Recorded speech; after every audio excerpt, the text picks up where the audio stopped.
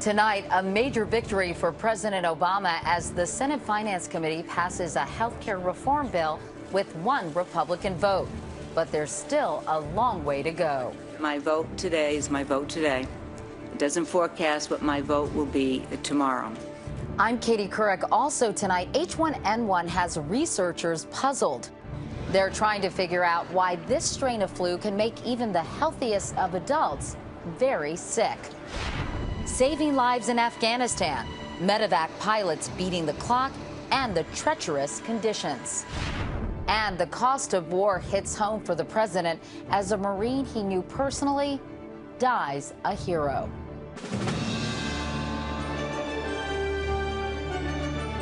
This is the CBS Evening News with Katie Couric. Good evening, everyone. Well, healthcare reform cleared a major hurdle today when the Senate Finance Committee passed its version. It does not include a public insurance option. It was approved by a vote of 14-9, and technically you could say it's a bipartisan bill, but just one Republican joined the majority Democrats, Olympia Snowe, although she's not making any promises. And with that, healthcare reform is closer than it's ever been, but the battle is still far from over. We begin our coverage tonight with Nancy Cordes and that long-awaited committee vote. Call the roll. Mr. Rockefeller. Aye. There were 23 senators voting today, but all eyes were trained on one. Ms. Snowe. Ms. Snowe, aye. Olympia Snowe of Maine, a Republican who for months kept her intentions under wraps. Was this bill all that I would want? Far from it. Is it all that it can be? No. But when history calls, history calls. Snowe's yes vote was a symbolic win for Democrats who can now lay claim to some small shred of bipartisan support. The president made a point of praising her today twice. I want to particularly thank Senator Olympia Snowe for both the political courage and the seriousness of purpose that she's demonstrated throughout this process. I thank all senators. Thank you. Thank you very much. Thank you. With this vote, health care reform legislation has now passed through all 5 relevant congressional committees, a feat that eluded President Clinton when he tried to revamp health care. This mark is a significant beginning in helping us to do something we've been trying to do since Teddy Roosevelt. There are now 2 Senate bills and 3 House bills that must eventually be combined to produce one bill that can pass both houses. The 5 bills that have emerged all require Americans to get coverage or face some kind of financial penalty, unless they're low income, in which case they'd get a credit to help them afford it. All 5 bills penalize large companies that don't offer workers' health insurance and prohibit insurance companies from excluding or dropping customers who have pre-existing conditions. But only 4 of the 5 bills contain a public option, a government-run insurance program to compete with private insurance.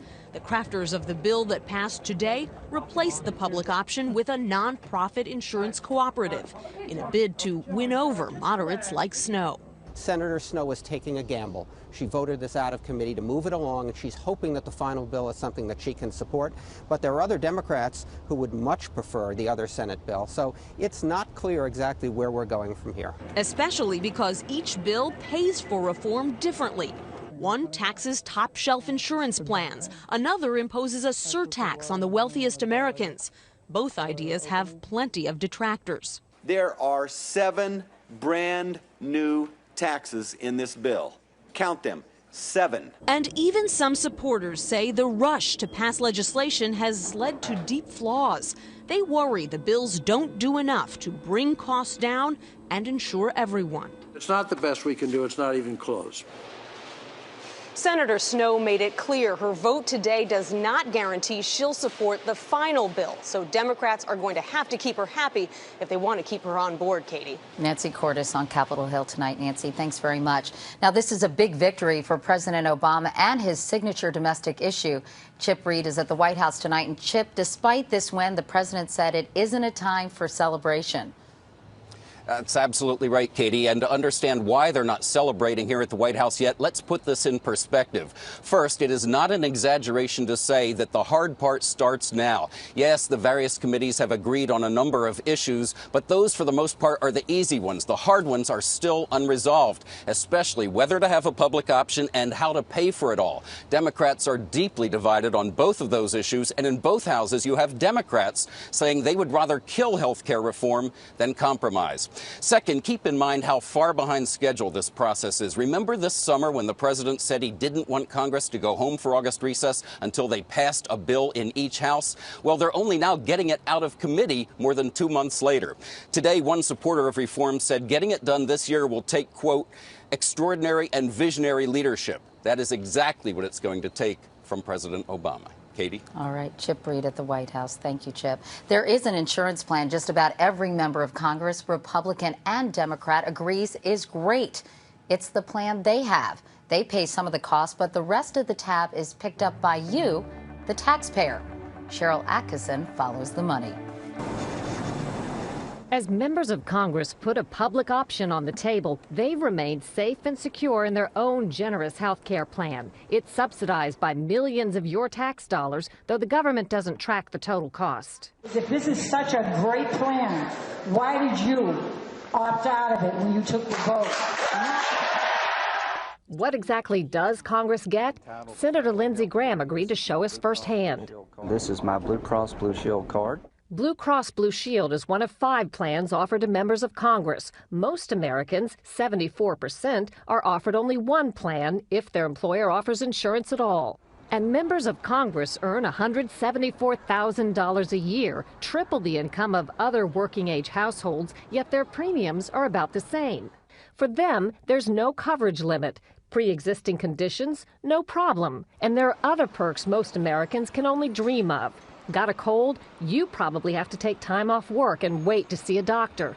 Not Congress. We're able to access that health care 24 hours a day when we're in Washington. You don't even have to leave the office to go see a doctor. That's right. The attending physician's office is right in the Capitol. We weren't allowed in. That's Senator Daniel Inouye making a visit. About half the members of Congress, including House Speaker Nancy Pelosi, use the attending physician benefit. For $42 a month, they can get all the primary care they need, no appointment necessary. Physical therapy, x-rays, minor surgery, specialists, even a pharmacy for emergencies. They also get VIP hospital treatment from the best doctors at Bethesda Naval Hospital. And they have a reserve spot at the Elite Ward 72 at Walter Reed Army Medical Center, where the late Senator Strom Thurmond spent a lot of time. Outpatient care is free. Well, free for them. Your tax dollars pick up the cost. Senator Graham says in the current climate, it's just not fair. And if we pass a law that says a public option will be made available, I think people like myself should get out of this plan and go into the public option. That's unlikely. Congress has voted down all proposals that would switch them to a public option. Even if you're mad enough to vote out your representatives, they still won't have to stress over health care. Their plan is portable. Until Medicare kicks in, they can keep the same generous coverage for themselves and their families for the same low cost, still subsidized by your tax dollars. Cheryl Atkinson, CBS News, Washington. Now to the H1N1 flu. The CDC said today the first vaccine injections could be given out as soon as tomorrow. The agency also put out some surprising findings that only add to the mystery. Why does H1N1 make some people so sick? More on that from Dr. John LaPook. Until now, health officials had found the most seriously ill adults had some other medical condition. But today, the CDC reports of the patients requiring hospitalization, nearly half had previously been in good health. I think a key point is that this virus can be serious, even in healthy people with no underlying conditions. The CDC studied 1,400 adults hospitalized at 10 locations. Of those with other health problems, officials found 26% had asthma, 10% diabetes, 8% chronic lung disease, nearly 8% compromised immune systems, and 6% were pregnant women, which is worrisome because they make up only 1% of the population. If you're pregnant, it's a really good time to find out about the vaccine and get your questions answered. So health officials say if you've been on the fence about having yourself or your children vaccinated, these findings show H1N1 can be a very serious disease, even in people who've previously been healthy. And John, we're about a week into the first vaccinations that have been given. Have there been any problems reported so far? Fortunately, no. I spoke to the CDC this afternoon. They say so far so good. But is there a system in place that will actually monitor complications and side effects if in fact they happen? Yes, Katie. Every doctor is required to keep track of every person they give the H1N1 vaccine to. And then if there are side effects, they have to then report it up to their local Department of Health. The Department of Health then reports it to the CDC. So there is a very comprehensive system in place. And I'm sure you'll be monitoring that for us. Dr. bet. John LaPook. John, thanks so much. Now, turning to the war in Afghanistan, the top U.S. military commander wants as many as 80,000 more troops. But in a still secret report, General Stanley McChrystal says even if he gets those troops, it may not be enough to stop the Taliban and al-Qaeda. According to U.S. officials who have seen the report, McChrystal says rampant corruption in the Afghan government could turn the country back into a haven for terrorists. And as the U.S. casualty count in Afghanistan rises, it's their job to make sure the wounded get home alive. Medevac crews. Their story next on the CBS Evening News.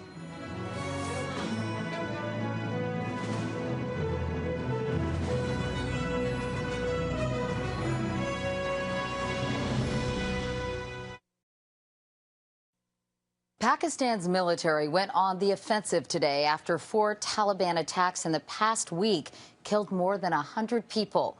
Warplanes bombed Taliban hideouts along the Afghan border in South Waziristan. The government says that's where insurgents plan most of their attacks.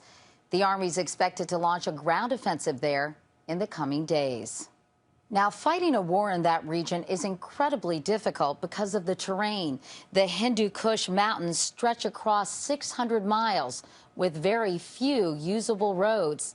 Yet somehow medevac crews are able to rescue wounded American troops in even the most remote areas. That's one reason only 1 in 10 of the wounded dies, far fewer than during Vietnam. Terry McCarthy spent some time on these emergency rooms in the sky and continues our series, Afghanistan, The Road Ahead. A medevac helicopter comes in at dusk. A U.S. soldier, one leg blown off by an IED. How's your pain right now? Can you wiggle these fingers over here? No chest wall crap of this. Horrific injuries, but he will survive. Medevac pilots have been saving lives since the Korean War, but never have pilots like Air Mission Commander Russ Schuler been pushed so close to their limits as in the mountains of Afghanistan. Some of the flying here has been really difficult. A lot of situations where you're having to make the call at the last second. Schuler, who's based in Logar province south of Kabul, is used to mountains and desert. At home in Las Vegas, he flies classified narcotics missions for the Nevada National Guard. But with 18,000-foot peaks here higher than the unpressurized helicopters can fly, Schuler is battling the terrain every day. We fly up to 14,000 feet without oxygen, but it's for a limited time. We usually fly the valleys to get through the mountains. Major Dan Anderson flies out of San Diego and likes to brag about scooping water from golf course water traps to douse flames in Southern California's fire season. He has flown medevac in Iraq and Afghanistan and says the differences are stark. Whereas Iraq is a two-dimensional fight, meaning it's almost flat, very low level, low contour. Here it's three-dimensional. The medevac pilots do 24-hour shifts and leave all their equipment on the helicopters so they can take off within minutes of getting a radio call.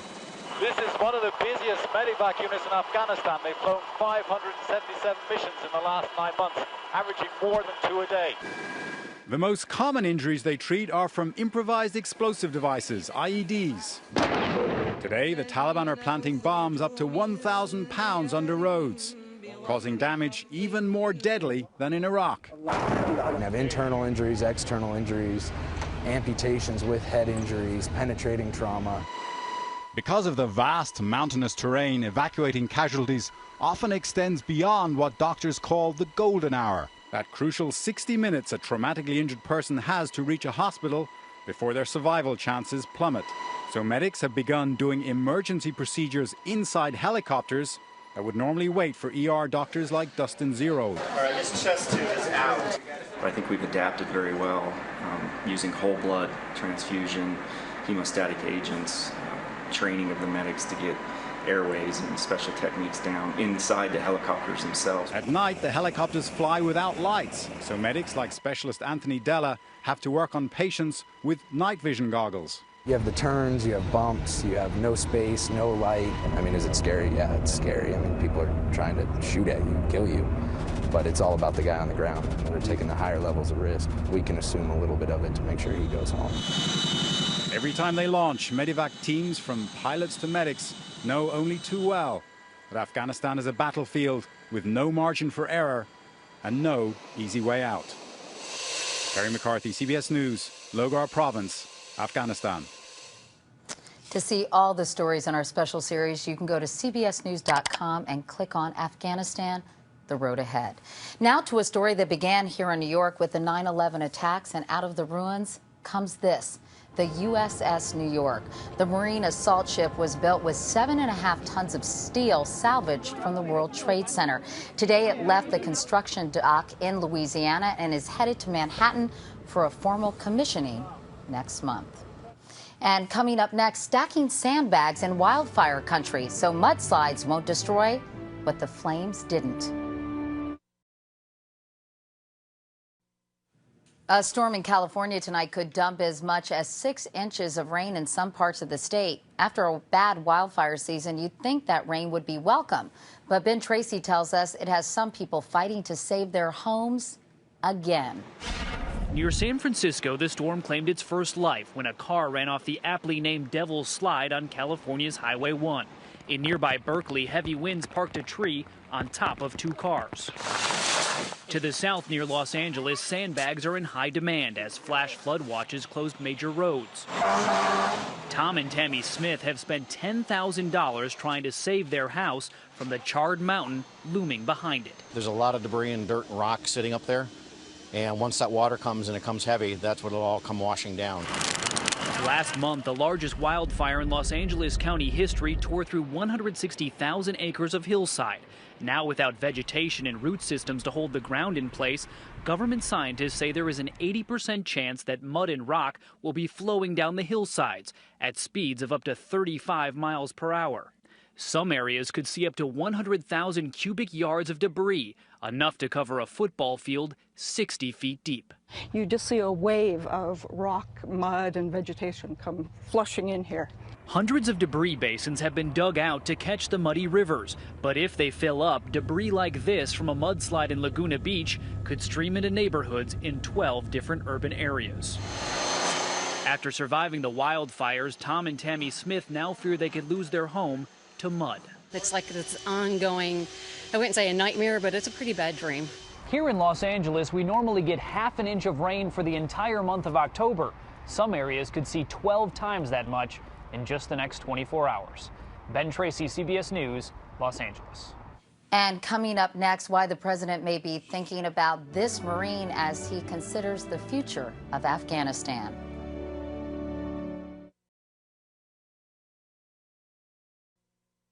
President Obama said today he's still weeks away from deciding whether to send more troops to Afghanistan, but it's a decision that's become very personal.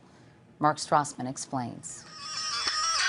In the Iraqi desert or wherever he was, Nick Exaros had a presence. Everyone was his best friend, and that was his personality. He could make everyone feel important. This born Marine was the first child of Police Lieutenant Steve Exaros and his wife Lisa.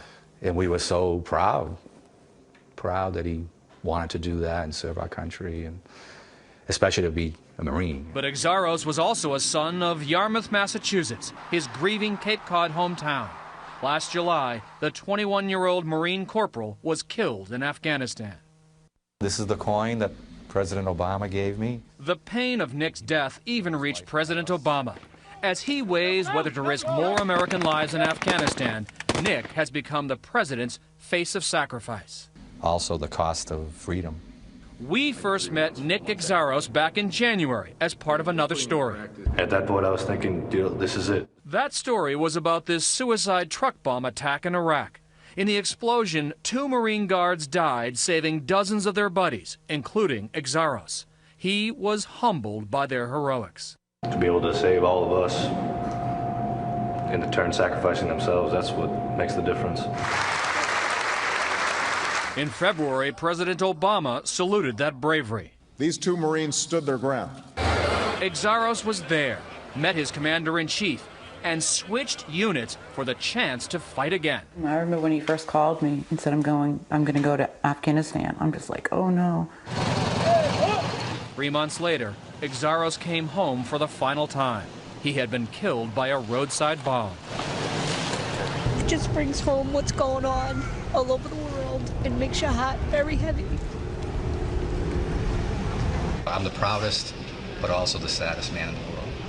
The kid from Cape Cod had died answering his country's call to service. When President Obama learned a young Marine he had met had been killed, he asked to meet Nick's family. It was instant connection.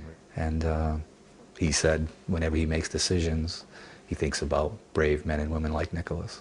We want freedom and success and protect our country and help others. That's what we do. We're Americans. But the cost is huge. A cost paid by this outgoing young Marine. Our flag unfurls. A cost the president promises to remember. Mark Strassman, CBS News, Yarmouth, Massachusetts. And that is the CBS Evening News for tonight. I'm Katie Couric. Thank you for watching. I'll see you tomorrow. Good night.